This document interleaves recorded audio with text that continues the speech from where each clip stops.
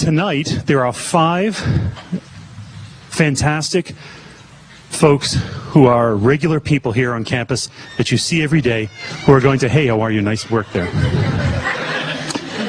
Who are going to share a few of their own reflections. We're going to go down the table and introduce them to you. They have some wisdom they're going to share with you, some experience. And then we'll have plenty of time for questions afterwards. Just so you'll know who they are, because it might take us 20 minutes to get down the table. Tammy Liddell from Campus Ministry, Father Joe Marchese from First Year Experience, Sheila McMahon, the Director of the Women's Resource Center, Father Jack Butler from Campus Ministry, and Lisa Cahill from the Theology Department. And Lisa is going to lead off tonight for us. Thank you. Well, when we came in, Sheila had some words of wisdom for me. She said, don't be too long or too preachy. So that was good. But I'm a theology professor, and I was asked to just simply explain what the theology of sexuality or Catholic teaching on sexuality is at this point. And a lot of this is very similar to other religious traditions, at least Christian religious traditions.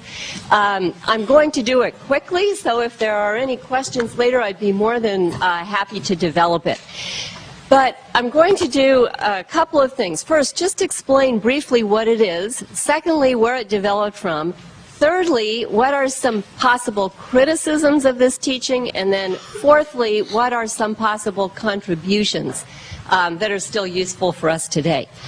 So, first of all, the teaching of the Catholic Church about sexuality is fairly simple. It is that sex has an inherent meaning, and it has a meaning in the context of human relationships. And it has 2 specific types of meaning. One is its ability to lead to the birth of children. Traditionally, that was called procreation, but sex has a link to parenthood, and that's something we should be responsible for. The other meaning or purpose of sex is love. So it has a communication value between partners within a couple. So sex is moral, according to the Catholic Church and also other Christian traditions, when it is loving and when it respects its procreative potential. A specific development of that in the Catholic tradition, not so much in other Christian traditions, is that the procreative meaning of sex rules out the use of artificial birth control. But it does not rule out so-called natural means of avoiding procreation, such as observing the natural rhythms of a woman's cycle of fertility. Okay, so no condoms, no birth control pills. We can get into that later if you want to ask further questions, but now I'm just going to move on. Okay, so sex has 2 meanings, love and procreation. Doesn't mean that sex always has to be procreative or try to be procreative. It just has to observe the natural procreative structure of sex acts. Okay, a second thing, which is probably obvious from what I already said, is that the norm is heterosexual. So the Catholic Church does not condemn people who are gay, but it urges them to live a celibate life and to reserve sexual activity to heterosexual committed couples. And a final part of this is that the teaching assumes gender complementarity. So men and women get together for sex, and there's a complementarity for procreation, and also in terms of personality characteristics. Now, where did this teaching develop from?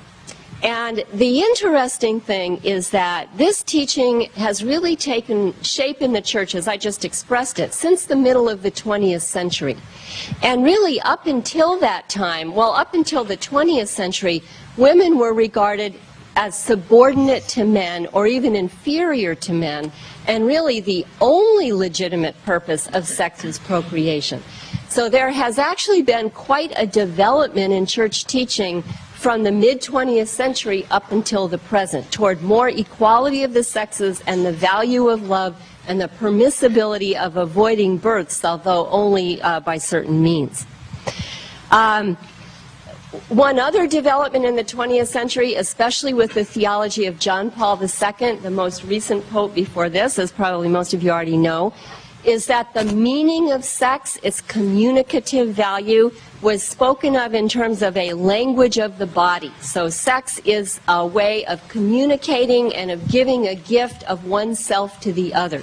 So there was a very high value placed on sex in recent Catholic teaching as a means of communication, an expression of love, an opportunity for exchange and sharing between a couple. Okay, now what are some possible criticisms of this? One criticism that would come from a feminist direction would be that there is a tacit inequality in this framework, particularly because there's no reliable way, even for married couples, of avoiding pregnancy and birth. And so that tends to keep women more in the role of mothers, which in fact is affirmed as their most important role in official teaching. Another possible criticism, obviously, is that it is totally aimed at heterosexual couples, and it doesn't have that much to say about gay people, particularly in terms of a valuable expression of their sexual identity in sexual terms. And a final criticism is that the norms that are derived from this, such as no birth control, no divorce, no gay sex, are too absolute. So even if those are maybe important guidelines, there can be legitimate exceptions. Okay, those are some of the criticisms. The criticisms, by the way, really came through the most strongly in the 60s and following, with movements for women's equality and a lot of loosening of traditional norms in many different Christian denominations. Okay, now let's move over to the present day and talk about our own situation and some contributions. So, as we are all aware, and especially everybody that came here to talk about this topic tonight, today we do not live in a sexually repressive culture. In fact, we're surrounded by the hookup culture as a means not only of seeking sexual gratification but also peer status. We're still worried about exploitation of women, even though we're supposed to be past the feminist movement. We are, benefiting from its insights. I don't mean that it's over. So a lot of people today are actually looking for more of a sense of direction. Like, how do we formulate our own values? It's not so much about getting rid of oppressive norms anymore, but really formulating a sense of direction and of values and of meaning about sex. So from that standpoint, there are some possible contributions of this tradition. The first is that there has been and there is a link between sex and procreation. Parenthood is part of sex, or a potential part of sex. No one wants to be facing abortion. No one wants to be facing pregnancy or parenthood that they didn't really plan for.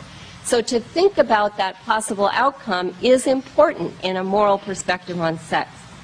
Another important contribution is that love or relationship is key. Does sex have meaning? Is it right? Is it helpful to say that it has its best meaning in relationships? Today we might say that that could apply not only to straight people but to gay people too. And finally, John Paul II's idea of a language of the body.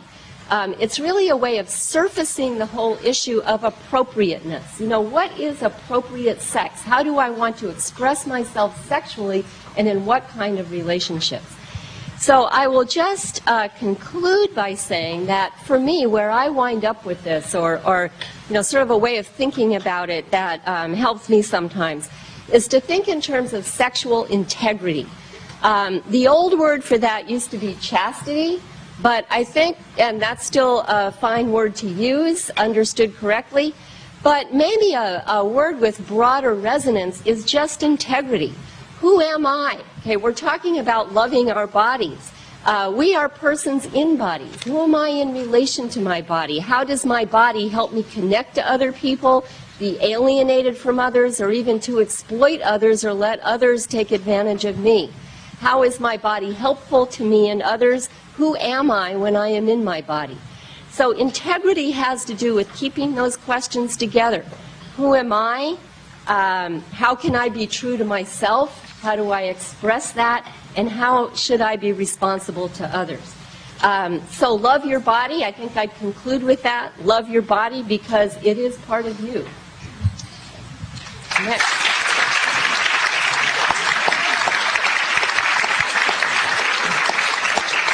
Thank you, Professor Cahill. Does anyone have a question? Write it down. Pass them out to the aisles, and we will collect them. And then I'm going to flip through them and try to put the like questions together and have them ready for when the panel has done their introductions. All right? So you don't have anything? You have one? Great. You go ahead and get it. Sure. Great, thank you. Father Joe Marchese is the director of the first-year experience here at Boston College. Many of you probably met him first during orientation. And he has his own microphone there. Father Marchese.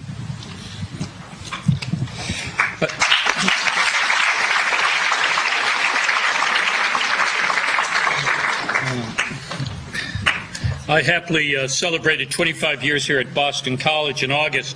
What I'd like to share with you is something that I understood of both in terms of student culture, how it has been over these years, and in some ways a response to that student culture in some experiences that we've had, and also in a course that I teach in the theology department called Relationships, A Way to Know God. How do we know this unseen God that we cannot touch or speak to or smile with or share our sorrows with, but in the relationships of human beings who are with us? The revelation of God, our whole idea of Christianity is that God is incarnational, and we come to know God in the Jesus who has been among us. I spanned 25 years, so I started off with this idea called scamming when I arrived at Boston College. And then we'd spend a lot of time thinking about what the idea of scamming was. Gradually, that word transformed into another word, which no one could quite define and is really not defining yet, though we're writing an awful lot about it, and that's the whole concept of hooking up. And so hooking up now becomes a way of what does it mean to hook up with someone, and I'm sure many of you have shared, not hooking up, but have shared the experience of defining what that means with your roommates. I want to make a few points in terms of being able to understand something of the student culture that I am a part of and you are a part of at this point. And a number of years ago, Dean Paul Shabater and I went to a conference at the Templeton Foundation, and the president of Wake Forest College was there, and he said something I think that's very important as we begin to understand the differences in the generations and how we have really I have grown up in something very different from what you grew up in. And he said, when we present rules to students today, what we begin to understand is that rules in their generation are very different than rules in our generation. Our generation, we took them seriously. In the student generation now, in which I am president, I find that those rules are not the way students conduct themselves and make their decisions about human behavior. And I think that's very true, and we began to find that out as we did focus groups with Dr. Tom McGinnis probably a good 15 years ago, and we gathered together groups of seniors and freshmen, and we asked them a variety of questions in these focus groups to help us understand who our students presently were at that time. And in some ways what I began to see as time went on is that difference in generations has really developed over time. And what we began to discover is, I think, very much that the connection between intimacy and sexual behavior is not a connection that is readily observed by the present generation of college students. We also discovered that you as a student body were very much on your own in being able to decide what you were going to do or who you were in terms of your sexual behavior and what that meant to you. And not so much that you looked to the church as a guide or to your parents as a guide, but you figured it out on your own. And that there were a number of other, I think there were about 9 strong findings that we found. And what those findings were for me at that point was to realize how very different, particularly this generation of Catholics are today versus in my own time in terms of our observing the rules, and particularly those kinds of rules that are very stringent within the Catholic tradition in which I was raised.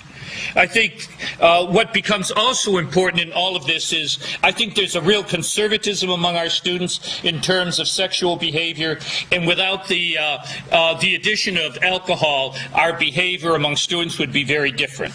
And so therefore that is a very important figure, a very important factor for us to be able to grapple with in terms of how we behave with each other sexually. Another point that I think is very important that sort of helped my way of thinking was one of the orientation leaders as we were moving through training, and we talk about sexuality there, not only so that the OLs behave themselves appropriately with incoming freshmen, but also that they themselves think about who they are in terms of sexual beings. And in the midst of one of the conversations, the orientation leader said to the other orientation leaders, we think very much of how we respect people, you know, who are in other lands and in other parts of the country, and the way we deal with them in a kind of sacred way. But the question is, how do we deal with each other as sexual beings late into the evening on Saturday, on Friday evenings? Do we give them the same kind of respect that we would give those people that were involved in service trips throughout the world that we are involved in? And that was, I think, a really groundbreaking moment, because it allowed me to at that point talk about who we are as persons with one another in relationship. And how do we begin to evaluate who we are as another human being in relationship to another? That being said, in the relationships course gradually, as I began to think about what we needed to do, I began to understand that we had to define a theology and psychology of human sexuality that made sense to our students, but also that they would share with their own sons and daughters if they had those sons and daughters eventually. That was the hook. It was not only the capacity to do what I wanted to do or what I felt like doing at the moment, it was to be able to share that with your own children, and therefore to create some kind of an understanding of human behavior that you saw was fundamental in those people that you would love most. And so that became a way for me to begin to understand the construction of that theology and psychology among students. Also, what became important for me was something that I learned very clearly from James and Evelyn Whitehead, and that was the idea that if we were going to make sense of sexuality today, we had to at least listen very carefully to the experience of our people within the church, that we needed to listen very clearly what their experience was along the whole range of items that Dr. Cahill just spoke about, that we had to understand what that experience was.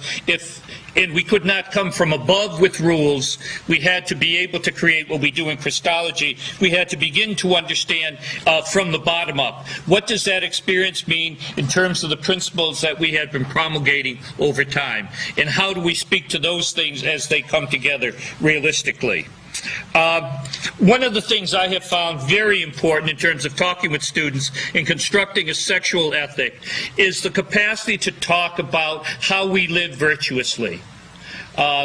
In the book, The Good Life, Peter Gomes, who's the chaplain at Memorial Church at Harvard, talks about this idea of virtue that has become so archaic to us. The capacity to live a life that has habits of being with the other, that have an authenticity about them, an integrity, as Dr. Cahill would say, by which we begin to understand how we live our lives. That, he says, was always fundamental to the idea of a liberal arts education, that we would, in some ways, express to our student body there was a goodness about life, and we were, in many ways, responsible for that goodness in the way that we were with each other. This idea of virtue, for me, is very important as we begin talking in the course, particularly as we think about what is that prime virtue. I use the virtue of love. What does it mean to love someone? So in the very beginning, we express that. What does it mean to love someone? And that idea of love is so fundamental in the Judeo-Christian way of thinking about our lives that becomes the way of thinking about how we will be with the other, even in sexual embrace, in all embraces that we have throughout our relational life. Margaret Farley, for me, has done a really wonderful job in a book she wrote called Just Love, where she has moved to this idea of virtue ethics by talking about justice. Render to the other what you would want them rendering unto you.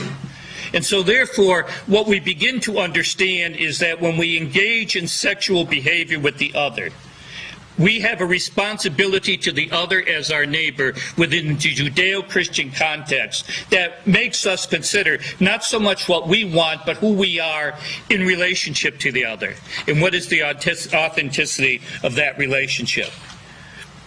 Let me stop there. Thank you, Father Marchese. We're still collecting questions. If you have any, just raise them up and pass them to the aisles, and someone will pick them up for you. Sheila McMahon is the director of the Women's Resource Center here at Boston College, which is located on the second floor? First floor. First floor of McElroy Commons. But it used to be on the second floor. It Yes, did, one when time. I was an undergraduate. Yes. Sheila A McMahon. while ago. Well, I just want to thank you all so much for coming here tonight. I know many of the students who work in our office are just incredibly busy, as I imagine many of you are as well, not just with classwork generally, but particularly with dealing with some midterms. Can you hear me okay? Is that better? Okay.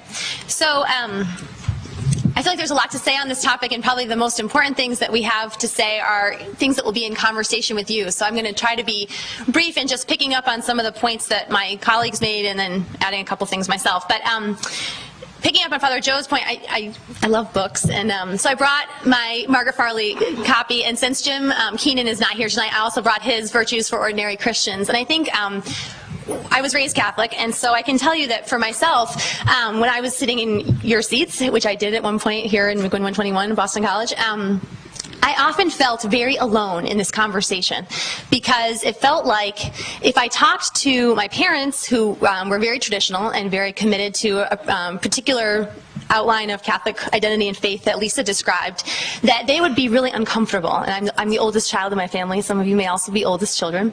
And it's hard to be the oldest, right? So when you're first, so you're not sure about what questions are okay to ask.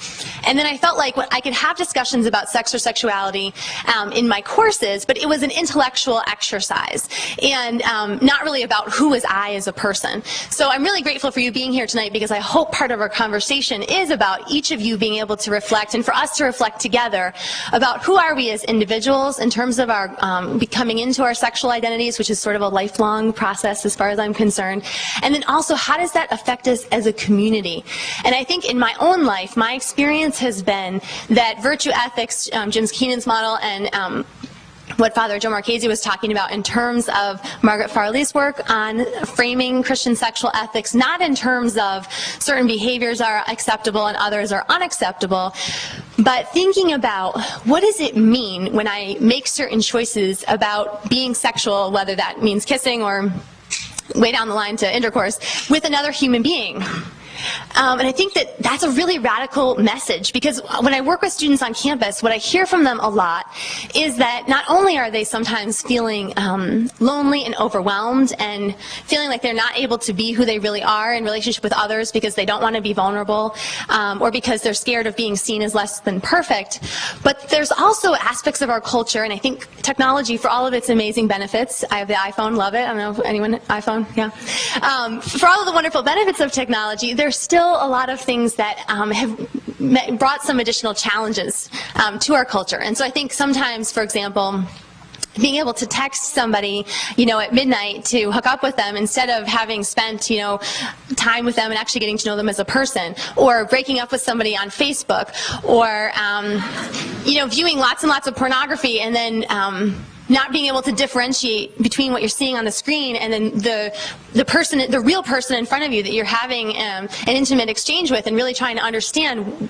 who is this person and what am I asking them to engage in, and are my expectations realistic? Are they honest? Am I communicating? Am I getting consent? All those kinds of really questions that seem really basic, but from what I hear from students, they're not, because when you have the interface of technology in particular, it can be easy to, as the sort of hookup culture describes the terminology, right? You can sort of plug in, get what you want, like sex is a commodity, and then unplug when you're done. And I think that really is a devastating way forward for us to live. And so I think what's really hopeful about Christian ethics and about the Catholic Church for folks who are in the theological tradition of thinking about ethics is that they're calling us to something, a way of life that's radical and it's so much deeper. And going back to sort of where we started with Lisa's point about the question of integrity, I think about integrity as questions about how do we live sort of ethically, but also a question of how do we live in an integrated way. So if I'm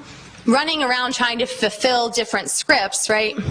And I'm, the A student, and I'm the star athlete, and I'm the good son or daughter. And then on Saturday night, when I'm at a party in the mods and I've had, a couple glasses of jungle juice, then I'm fulfilling some other script. How's that really working out for me? And I would venture to guess, and based on my experience of students who come into my office, it's actually not working out that well. So part of what I hope that we can talk about tonight, and what I hope will continue on campus in this conversation, is just being able to talk with each other really honestly and authentically about how can we move forward together, both in our individual decision making and then also as a campus culture, to really support people in coming forward as authentic human beings, as whole persons, so that your sexual behavior isn't something that's over in a dark corner, but that it's something that's integrated to the other parts of the wonderful beings that you are. So thanks for being here. Thank you, Sheila. We're still collecting questions, and just to give the panel a taste of what the questions are looking like, there are questions about using the Bible as a source of guidance. How is it limited by the time in which it was written and our usefulness? There are a couple of questions about teachings of the Catholic Church, especially sin and sex, related to premarital sex, masturbation, contraception. But they all relate to the question of sin and the Church's definition of sin and how it relates to sex. And the third group of questions so far are about the university, particularly the university and its the relationship between the university and resources for GLBTQ students here on campus. Those were some of the questions that are following. I thought it would be helpful to give the panel a little bit of warning that those are the topics that we might ask them to deal with, because they did volunteer to be here, but we have to give them as much help as we can. Next, Father Jack Butler, my brother Jesuit, who is a member of the staff here at Campus Ministry.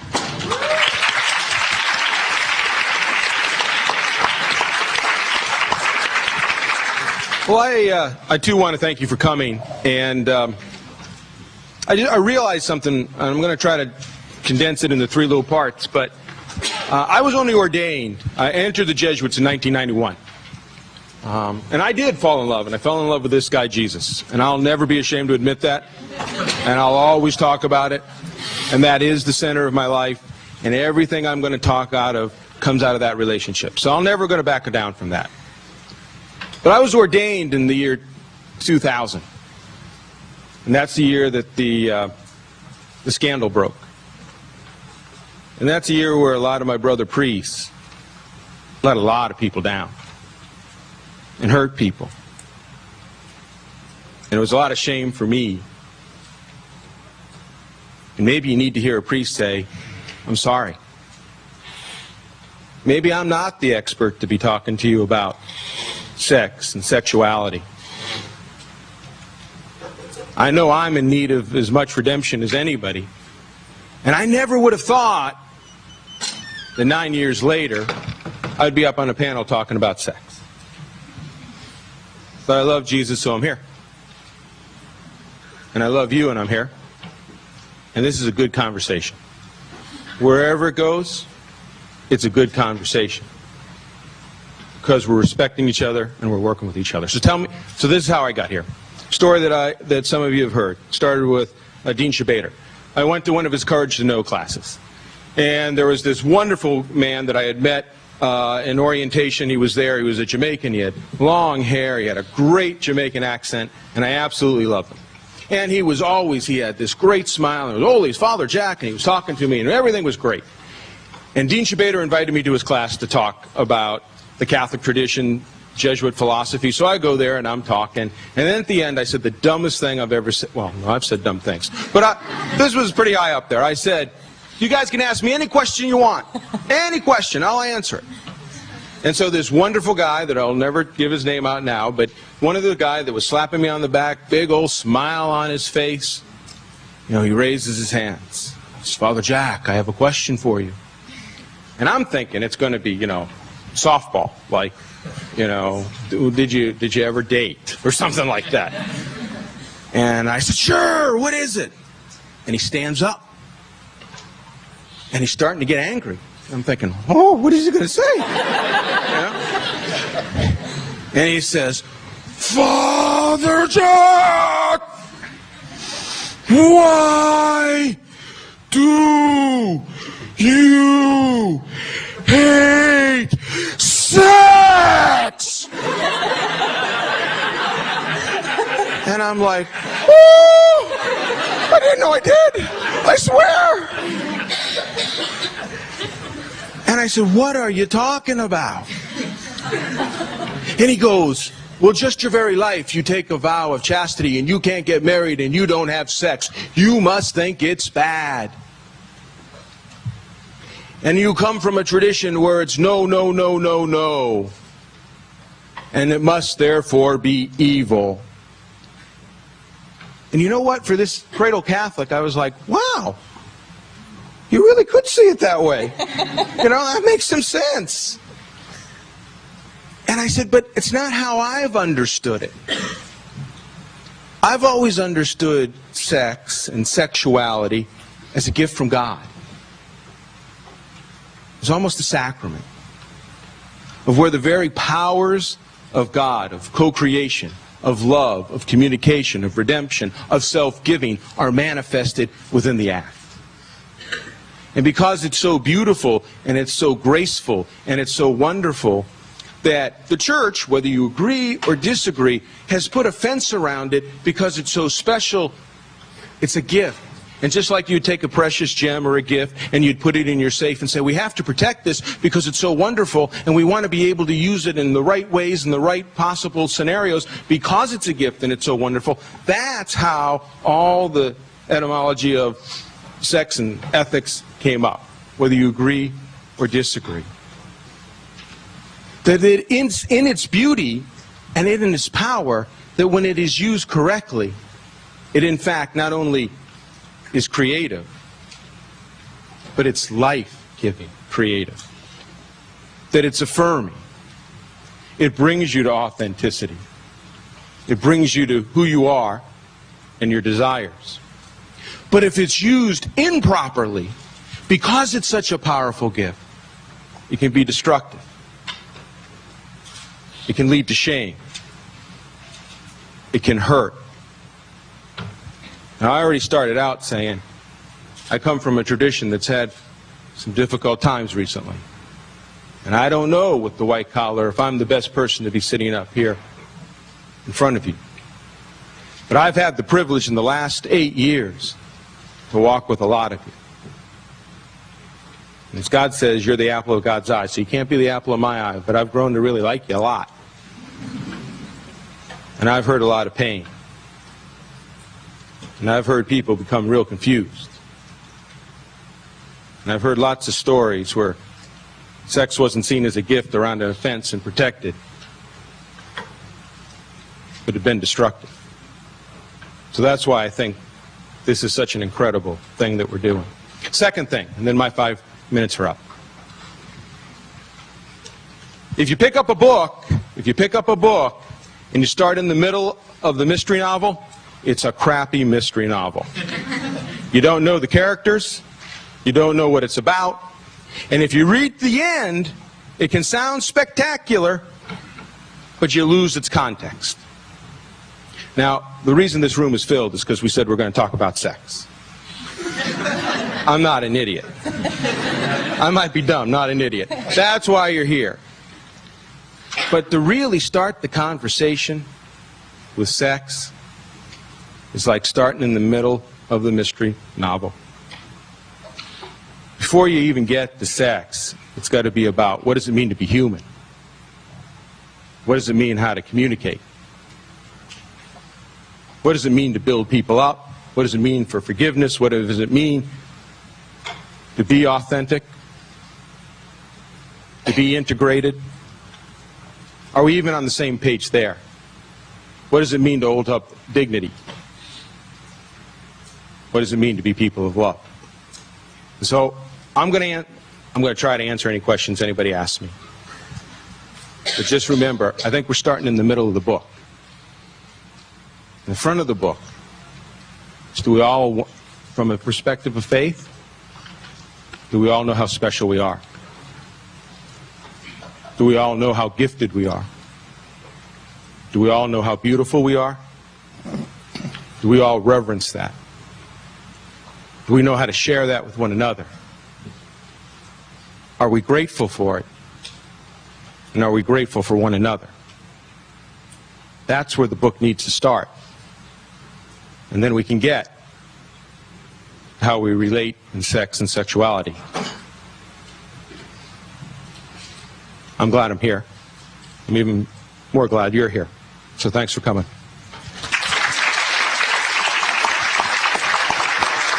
Thank you, Father Butler.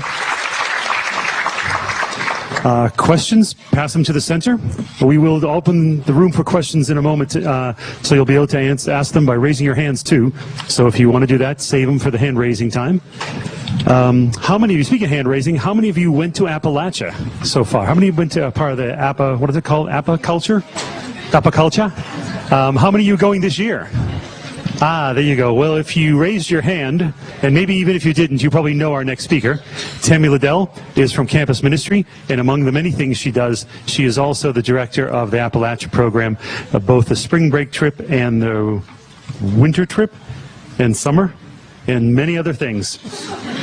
How many folks went last year? How many Appalachia? 625. 625 Boston College students went to Appalachia last year. And Tammy Liddell.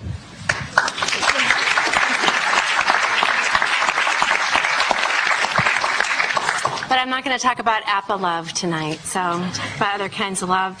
So as it's kind of hard to go last because I don't want to repeat what lots of these folks have said, which has been so helpful, but I do want to repeat how great it is that you're all here. So I think about how lots of us first learned about sex, and it probably was not in the way that our parents, you want me to move it closer?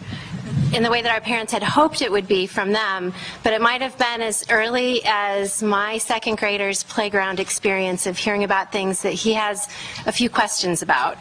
And all that kind of conversation that people have heard from their peers since they were little kids, full of lots of misinformation and interesting things that you found out later weren't true.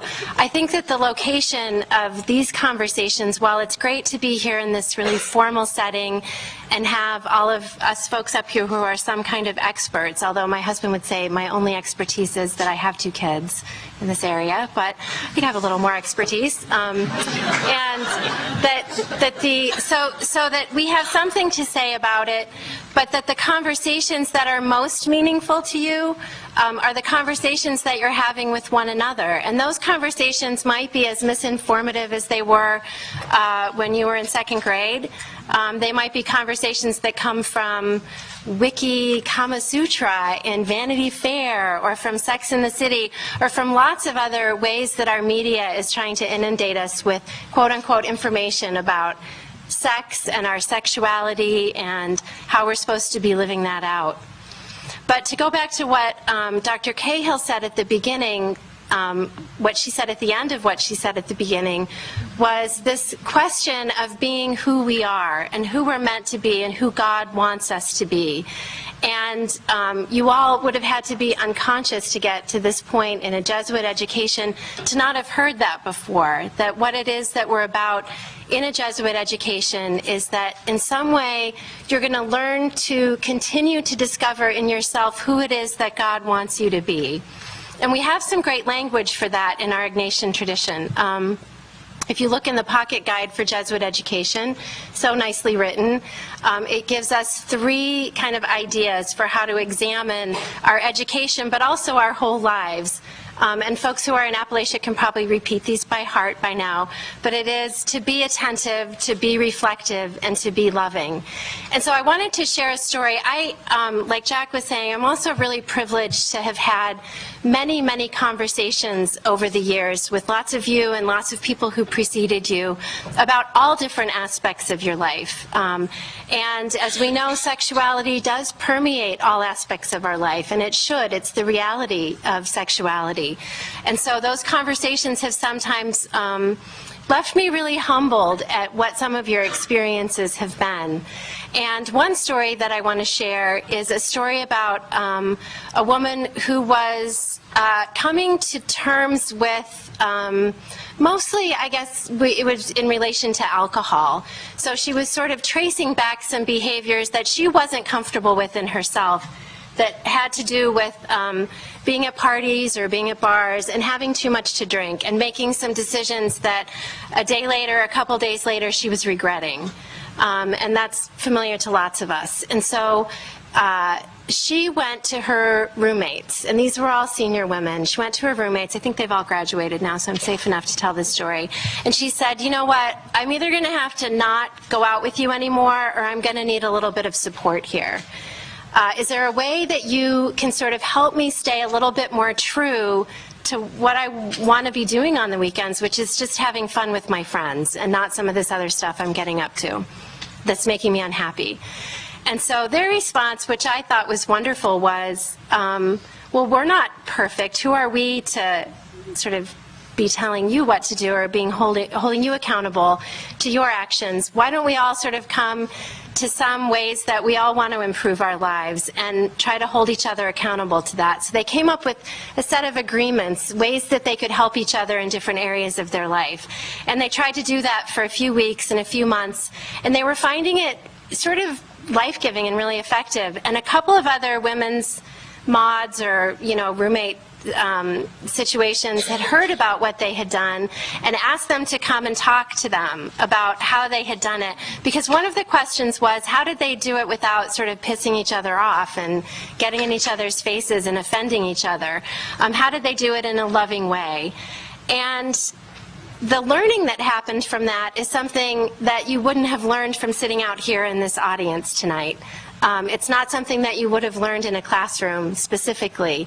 The learning that happened, I think, in all of those women's lives was because it was peer-to-peer. It was the conversation that they were thoughtful enough and courageous enough and reflective enough to have with each other. And what the Jesuit Pocket Guide to Education says when it's describing the be reflective, be attentive, and be loving is in the reflective side of things, you bring your intelligence to bear on your experiences. Your experiences, good, bad, beautiful, joyful, ugly. You bring your intelligence to bear to reflect on them. You go to where you can find some wisdom. For us, we've all found some wisdom within the Judeo-Christian, within the Catholic tradition. And that, as Dr. Cahill said at the beginning, as we are about the task of intelligently forming our values, we sort of go to the well, so that when you as peers are helping one another, as I witnessed these women helping each other, you're doing it intelligently. It's not just based on emotion or impulse or what feels really great in the moment. It's based on the loving side of our Jesuit tradition, the loving ourselves and loving others, holding ourselves accountable and holding other people accountable. So I felt like that story had something to say about this in this conversation, because I think that's where, if that's where your learning is happening, I'm happy and grateful to acknowledge that, and I want to encourage that. I want to encourage people to feel courageous enough and loving enough that they can help hold their friends the friends who you don't want to impose your values on those friends, but you know who they want to be because you love them and you care for them, and they've shared with you who they want to be. And when we see each other not being who we want to be, then I think it is a responsibility on our parts to hold each other lovingly accountable to that. So that's kind of all I have to share with you tonight, and that's a story that I hope that you might find helpful.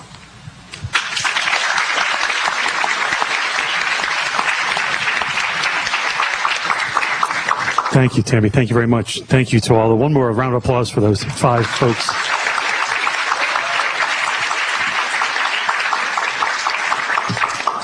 I'm going to offer a couple of questions that I tried to condense from the 25 or so that we've already received, and let anyone on the panel choose any one of the questions they might want to deal with.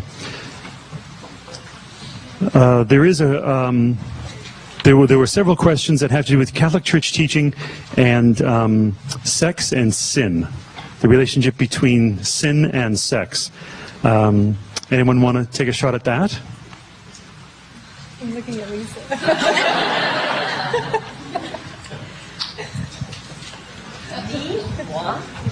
Okay, well, the first thing that I really have to, well, what specifically was the question? Like, what's the relation between?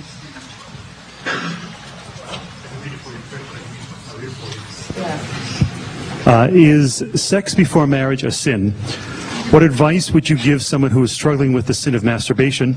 And what right does Boston College have to project sinfulness on those of us who are not Catholic if we want to have sex before marriage in the residence halls?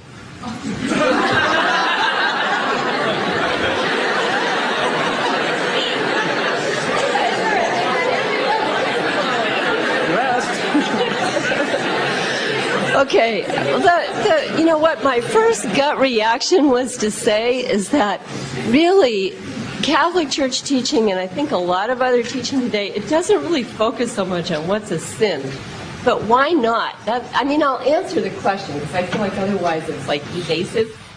But the point is, what is the most humanly meaningful and fulfilling type of sexuality, which is what you were talking about in everybody. That's like integrity. And so what really gives meaning to sex? And that's what the Catholic Church or other, religious groups are trying to hold people to. And sin is basically violating those meanings when you know that you're violating it and you do it on purpose. That's the definition of sin. In the Catholic tradition, also, and this is where I get down to the nitty-gritty of the question, there are certain things that in and of themselves are defined as sins, like masturbation and sex before marriage, which were the examples, are examples of that. But especially nowadays, but even really at the depth of the tradition, it wasn't just about crossing certain lines for the sake of these lines that were extrinsically defined as immoral. It was, having sex before marriage would violate the sort of elevated ideal of sex as a treasure that you were explaining. It also violates many times respect for usually the woman, sometimes the young man involved. It endangers the welfare of children that could be born. Now, some of those factors would have changed today, perhaps, and so people might look at it in a different light. But the bottom line is, what really is demanded by sexual meaning and sexual integrity. And just to answer very directly, like what traditionally was a sin in the Catholic Church, it was any sexual expression outside of marriage violating the good of permanent faithful love and procreation. However, you had to deliberately violate it in that way, knowing that it was wrong. And that's where you get into a ton of gray areas. Like masturbation was defined as a sin. But everybody knows that sometimes people masturbate just sort of, instinctively almost, or just it's too great a temptation in the moment, or it's just something, they're not really thinking through, or it's just like a habit. And every time you put those qualifiers on it, it reduces this, quote, sinfulness of it. But the basic question is this really how I want to express my sexuality? Is that meaningful? What is sex to me? Okay, so that's kind of what it gets back to. I don't know if others would like to put in their 2 cents worth on this issue. No, none of us really like to talk about sexual sin. Okay. Then thank you very much, Professor Cahill, for fielding that question. So that leaves the other 4 to field one of the other questions. GLBT students on campus. What does the university do to support the struggles of GLBT students on campus? Anyone want to take a shot at that? Thank you, Sheila McMahon. Yeah. So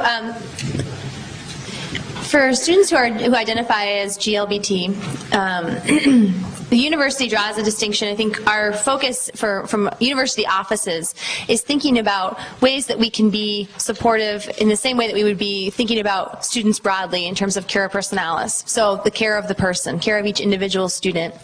So I can just say some things that are done, for example, in our office, we have a group called LBQ, which is a peer group that meets in our office once a week, and it's facilitated by a couple of graduate students. They haven't started yet this semester, but I've just gotten the grad students who are going to be our leaders for this year. And that group is a sort of safe space for students who are thinking about sexual orientation and their questions about their own sexual identity and ways to be able to connect with other students, thinking not just about what it's like to be lesbian, gay, or bisexual, or transgender on the BC campus, but also thinking about broadly living in Boston and just the questions we were talking about earlier, the sort of existential questions of what does this mean for my life and who I want to be. I think I can point to the Dean's office has come up with, the Dean for Student Development, a really helpful sort of booklet that's on the webpage, right, Paul, for the ODSD, that sort of earmarks some different individuals and offices on campus where students know are sort of places that they can go if they have questions or if they just want someone to talk to who is respectful and thoughtful about questions of what it means to be GLBT and particularly living on this campus. Our office has also been had the opportunity to host GLC's Queer Peers, which is again sort of a peer networking process where a student could come into our office during GLC's office hours and speak with a student who's gone through training through counseling services, to be able to really be an active listener and somebody who's really good at being fully present to someone who comes into the office with questions or concerns. So certainly I think it's an area where there's always more work that we can do, and it's helpful to know from students what some of those areas are that are of greatest concern and how we can be helpful. Thank you, Sheila. Father Marchese? I would say over all of my years here, I have never in any faculty conversation or administrative conversation heard someone say an offensive homophobic remark in terms of our gay lesbian students. Not only that, is there's a tremendous amount of support among administrators and faculty for students who come to them, need support, or for those kinds of issues that are important. There is a way in which we work that is pastorally and in which we understand students as they grow and mature into who they are as sexual selves. We also know that sexual identity really starts a solidification towards late adolescence and therefore very much throughout the college years. And so that's something that for us is very important for us to consider as you come to us. And so therefore, if you notice, during orientation among the scenes on Sunday evening, we speak about the resources that are here for those students who are emerging into a sexual identity that is same-sex and that is solidifying itself, and also communicating to the wider heterosexual community the fact that this is a place not only of tolerance, but a place that we treat everybody with respect. So I think that's really very important, and it's a value here at Boston College that's very important for me personally as well as professionally, that we make sure we make every effort to help a student begin to understand who they are as sexual people, and then to create a criterion that is important in terms of who we are as a Jesuit university, understanding the tensions that exist between pastoral practice and official church teaching. and how we wind our way through that in a kind of way that we can affirm individuals and at the same time have a kind of institutional integrity that allows us to continue to pastorally minister to those students, which is a very important part of what we are doing here during these college years. And so I see us very much in support of gay lesbian students, trying to help them as we help heterosexual students begin to understand who they are and how they grow and how they create relationships that are sustaining and truly in the Christian idea of Jesus as lover and the embrace that is for us, an accepting embrace, an embrace that creates for them an opportunity for intimacy and meaningful life. Thank you, Father Marchese. There are two other questions. At the end here, we're going to give each of the panelists an opportunity to tell us. There were several questions that asked the question, what next?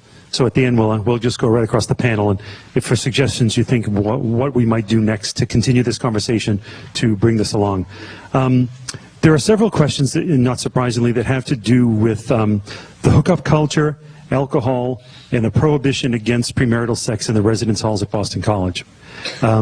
I can read the questions, some of the questions to you, or you can just take a shot at discussing it. But let me try the questions, since you all did such a great job writing these. Okay, so like basically...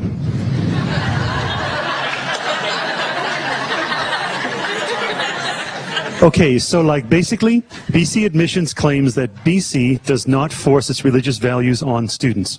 Yet, BC students can be sanctioned for not following the Jesuit policy of sexual relations. How do you explain this contradiction?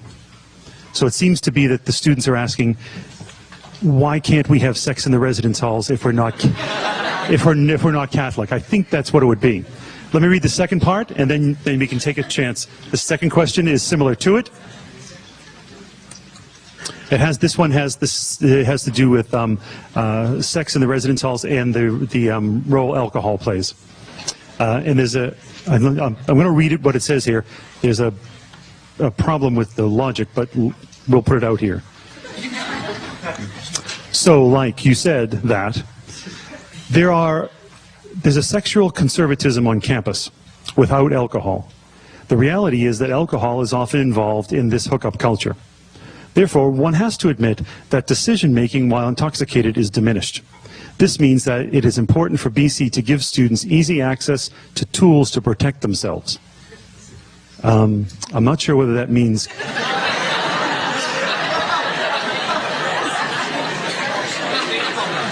I'm not sure whether that means prophylactics or shields. It's been a while. So the topics of these two and several other questions seem to be this students trying to make some sense out of the prohibition of cohabitation in the residence halls, the role that the Catholic Church teaching plays in that, as related to the regulations on campus, and also the role of alcohol in the dating, not dating, hookup culture on campus. And Father Jack?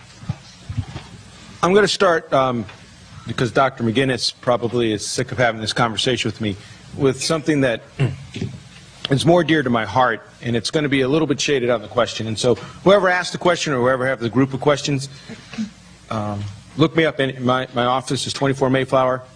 I'm happy to talk to anybody about anything. So if I don't answer this the way you want or in a way that's understandable, just look me up. I honestly think that the alcohol issue is the biggest issue on this college campus. I don't think it's sex. I don't think it's obviously your gifted, talented young men and women. I honestly believe the alcohol issue is the number one issue here. And there's a theorist out there called Craig Natkin, and he wrote a wonderful book called The Addictive Personality, and he has a theory that all of us, at some level, have issues of addictive behavior. We have some movements towards obsessive compulsive type activity. And if you've ever seen me just eat dinner, it's true. But he says that the human person has a drive for intimacy. And when intimacy needs aren't met, or there's an emptiness in their intimacy, they move for actions of intensity. I think the biggest issue facing our students today, not just at BC, across the country, is a problem of intimacy. We're dealing with the feelings inside ourselves. The pains, the hurts, the sorrows, the desires. The ability to communicate in a vulnerable way with our peers. To share our concerns, our fears, our struggles without worrying that we're going to be exploited or hurt. There's actually, because of a whole bunch of developmental reasons I could go into the book, we're not even so good at just having normal conversation anymore. You guys can talk about things I don't even know about. Seriously, some of you guys that are studying in biology or chemistry or economics could use terms that I would just look at you and have no idea. But just being regular and talking about what's going on in life, some of the students I talk to don't feel comfortable about that way. So either to fill a hole in them because they don't want to deal with the feelings that they have, to change it, or to get feelings that they don't feel they have any because they're numb, or to deal with areas of being alone or not knowing how to relate, we turn to alcohol and drugs, or we turn to acting out in addictive sexual behavior ways. I really think that's the biggest issue. I really think the overuse of alcohol causes us, as sexual beings, as animals, to act out in ways that are not helpful to us. But it comes because we're seeking to move. We haven't got intimacy, so we seek out these activities of intensity. High-risk behaviors, alcohol, drugs, anything that has to do with intensity of feelings. I'm going to couple this with the other question and then let other people do it. In the Roman Catholic Christian tradition, love is not a feeling. Love is not an emotion. And if anybody has ever heard me preach, I work off of feelings. I try to get them going. I try to live out of them. I try to elicit them, and that's how I talk in the affective. Even tonight, I'm talking in the affective. But in the Christian tradition, love is a decision to be committed. In the Christian tradition, love is a decision to be committed, and it's modeled on the person of Jesus. And so therefore, things like what Dr. Cahill was talking about, the reason sex takes place within marriage, oftentimes I say committed relationship, and recently somebody said I said something I didn't say, so I want to get it clear. Sex in the Christian Catholic tradition only takes place in marriage. And the reason it only takes place in marriage is because it has the parameters of protecting the two people, because they made a decision to be committed to each other. Feelings can fluctuate and go. They can change all along. It's in the decision to be committed. So, if you have that sort of idea, that's what marriage is about, the decision to be committed. When I say commitment, I mean marriage. Decision to be committed. The reason that we have the cohabitation policy, which I think is a stupid word, by the way, because you're not living with each other. Or, in reality, you're all living with each other. So it's group sex we're talking about. You know? Cohabitation is not the right word. We're talking about sexually having sex. That's what we're talking about, not having sex in the dorms. And it becomes from the Christian tradition of this idea, are you able to be committed to each other in marriage? Are you able to take the consequences of the sex act emotionally, physically, spiritually, and in procreation? And therefore, we say that's not happening here. This is not the kind of college it is, so we have the prohibition. Can we do that? Can we say that as a Catholic Jesuit school? The answer is yeah. Because you don't have to come here. You can go anywhere. You don't have to come here. But if you come here, I'm not going to tell anybody how they should live. But I'm going to invite people to respect the tradition that starts it. for instance, and then I'll let somebody else do it. If I go to BYU, BYU has a prohibition against caffeine. I'm a Roman Catholic. I also drink about a pot of coffee in the morning. Should BYU put a Starbucks on campus for me? Should they have to violate what they believe and hold? They're not going to tell me not to drink coffee. I'm going to get in my car. I'm going to go to the 7-Eleven down the street. I'm going to drink coffee. But if I go to BYU because I want to study with a professor or because I want to be part of that community, I have a right to try to at least understand where that community is coming from, to appreciate it, to understand it, and to work within it. That's why we hold the policies we do, because it's based on our tradition and the way we understand our heritage. So that's how I put the two questions together.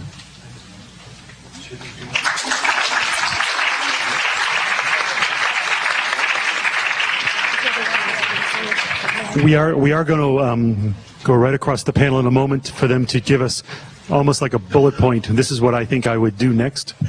And there's one question that came directly, and I asked Tammy if she would field it for us, but everyone could field it also. The question is, what's it like to be in love? Could you tell us a story about what it's like to be in love?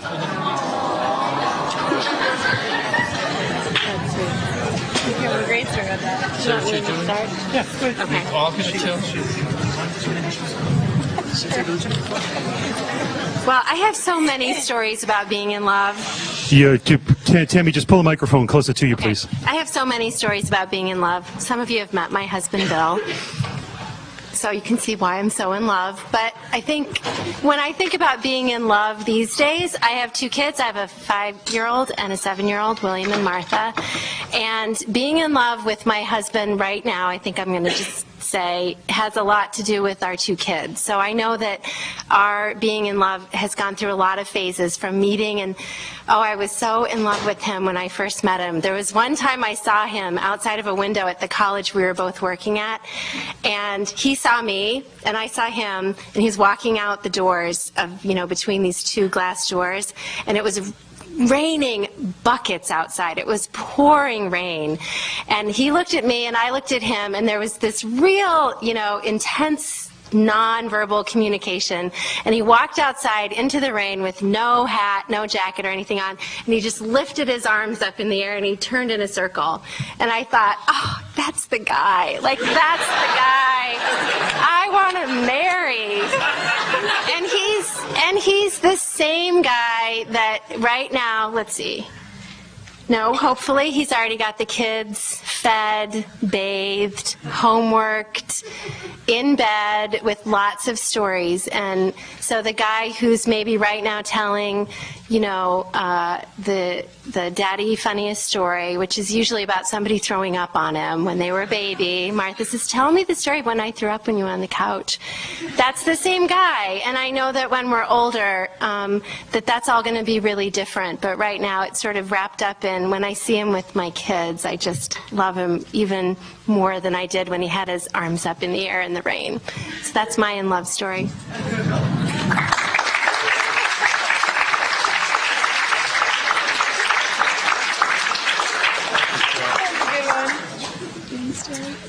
I could tell a story that I've used at weddings. I'm always a bridesmaid, never a bride. That story of my life.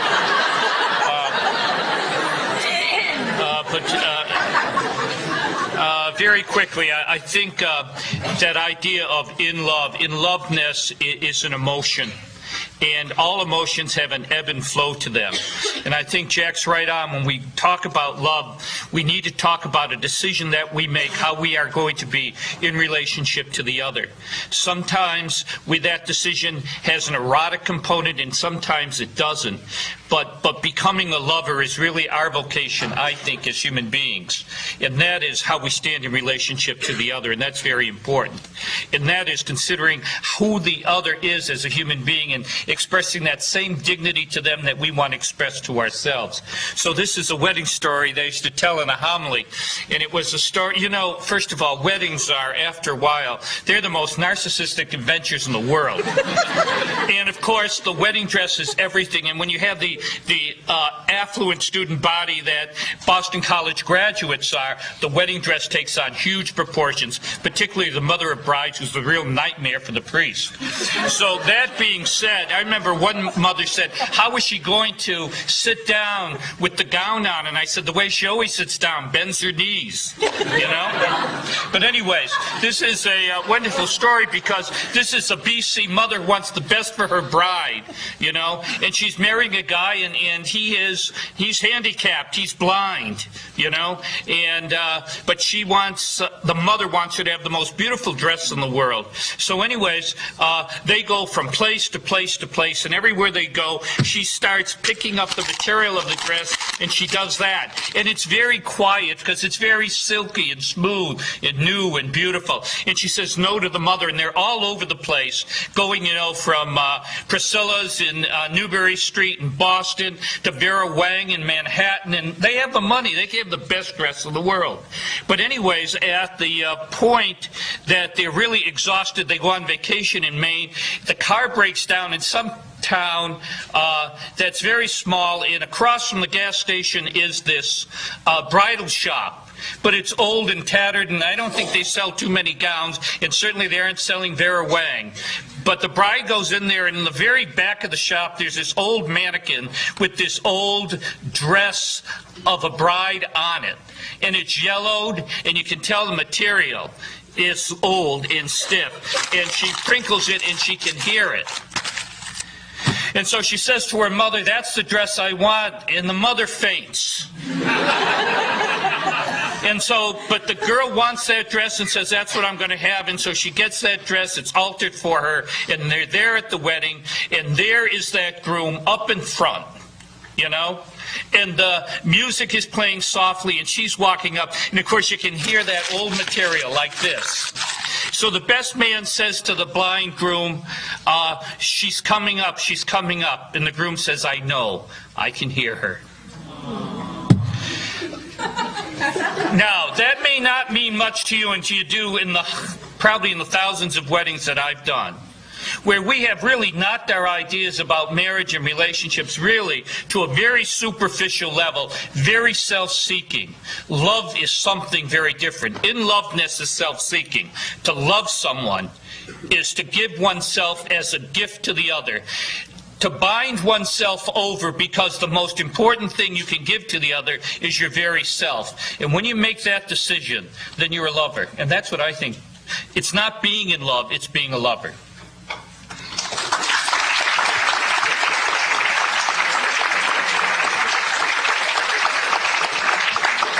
Thank you very much. And as I said, there were multiple questions that contained the same kernel, which was, okay, what next? Do any of the panel members have suggestions about what we should do next? We have about 7 minutes left, and each one of the panel members could make a suggestion about what you might want to do next.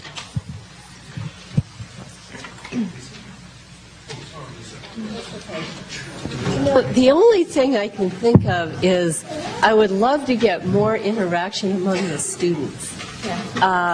Like, I would love to hear what some of you think. And we've had a few questions, and obviously there's a lot of people, but I would just love to be able to interact more, like learn more from the students about what you're thinking about, rather than just coming in and talking. You know, I mean, I like to talk, of course. I'm a professor, but I like to hear what you have to say. And also maybe to have an opportunity for smaller groups of students to talk, or little follow-up sessions, like even some of us would probably be willing to be involved, but I'm not sure we're necessary. Like, have follow-up sessions with students. But just continue the conversation with a lot more feedback and exchange, I guess, would be good. I just want to second that. In GC 34, which is a Jesuit document, it says the heart of Jesuit mission is listening. And I'd like to be reversed. I'd like to have a panel of a cross-section of students talk about sex, sexuality, relationships, and how they understand it, and have us listen. I think that would be important. I also think we can do things in residence halls. I was going to say dorms, but Henry Humphreys would have a fit, where we could have smaller groups and talk about, I don't think sex is necessarily, it's the buzzword and what gets us in, but talk about things of intimacy. What are we feeling? What are our fears? What are our hopes or desires? What does it mean to be human and how to relate? And then do that in smaller groups in our residence halls and think of some programming around that. I'm going to third those suggestions, and just also to add that I think one of the things that is so striking to me is that in conversations about sex and in conversations about religion, those are frequently the second grade, where we as adults even, sometimes we're sort of still like second graders, right? And there's a lot of misinformation, both about sort of more technical aspects and health issues around sex, but then also a lot of misinformation about what religious traditions, and particularly for those of us who I think who are raised Catholic, there's a lot of superstition and confusion about what the church says, and then what does that mean about my own internal relationship with God, and how I authentically make decisions, understanding that relationship with God and in the relationship particularly with Jesus. And how that then transmits to my relationships with other people. So I would be all for being able to have more conversations where you're doing more of the talking, and also in the small groups, having some folks, and I'm wondering if there's ways that we and faculty administrators could be helpful to you in doing that, in terms of providing either some frameworks or some information that could be useful to some of you folks, who I know some of you have already done a lot of this kind of work in groups and in local high schools and so on. But thinking about how we can support you in having these conversations with each other and helping that growth to happen for all of us. Needless to say, I want to ditto everything my colleagues have said. Very important that we listen, that we're interactive, and that we make sense to you, and the only way we can make sense to you is when we listen very carefully to your experience, and we respect it because it is your experience. One thing we did learn very clearly in those focus groups, as Dr. McGinnis will say, that in some ways the generations have been separated in terms of their capacity to talk to each other in very substantial ways about human sexuality. So listening becomes important, and the activity of you expressing what you're thinking and how you're feeling becomes very important for us as we create a kind of way of supporting you in a lifestyle that becomes for you meaningful, purposeful, and loving. And that is hard work, a lot of listening, it takes time, and I think it takes smaller groups. I just want to agree with all the things that everyone just said. I feel like my experience with the Appalachia program here and looking at other programs that we have on campus, intersections, and other programs that students find really helpful in getting to places that Jack has described as more vulnerable and sharing on a level that our general sort of day-to-day living doesn't encourage.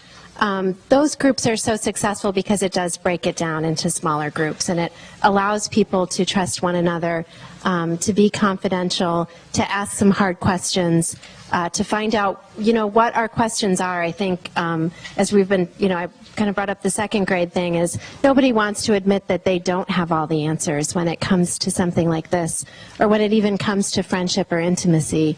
And getting into smaller groups where we can help support you to ask those questions and to talk about them would be something I think it would be helpful for the whole campus, for all of us as well. This conversation would not have been possible were it not for Paul Shabeta. I think he deserves a round of applause. And Chris Darcy. And Danny Zapp.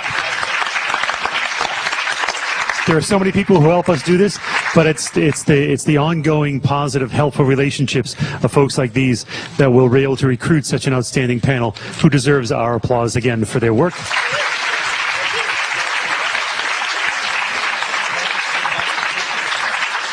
And the last word goes to Mr. Chris Darcy. Thanks, Father Fleming. Just another round of applause for our moderator, Father Jim Fleming, and our panel tonight. Thank you. what some of the panel talked about in the closing remarks is so apropos because some of our students from the UGBC, the Women's Resource Center, have approached us about having these intimate, smaller conversations in the first year areas, as well as in upper class areas as well, too. So what I'm here to tell you is over the next several weeks, look for some RAs coming either from your residence hall director, your RA, or in the first year areas, your graduate peer ministers. Collaboration along with the Women's Resource Center, as well as the undergraduate government and a number of different other student organizations as well, putting some of these programs together. They're actually already on the board, and people are starting to plan them right now. So you may have invitations to join in. Student panels, discussions about relationships, sexuality, dating, as well as our panel may be involved as well. We will certainly invite them. So please look for those over the next few weeks. And again, please make sure you take one of our resource sheets here too. It gives some contact information with some of the departments and offices you heard as well too. But again, thank you all so much. Again, I'm grateful to the Office of Student Programs providing our social, which I think most of the social cookies and things are gone. The Office of the First Year Experience, Danny Zepp, and certainly the Office of the Dean for Student Development, Dean Shabater. So they were really core at helping to put this program together, and we thank you guys so much for being here.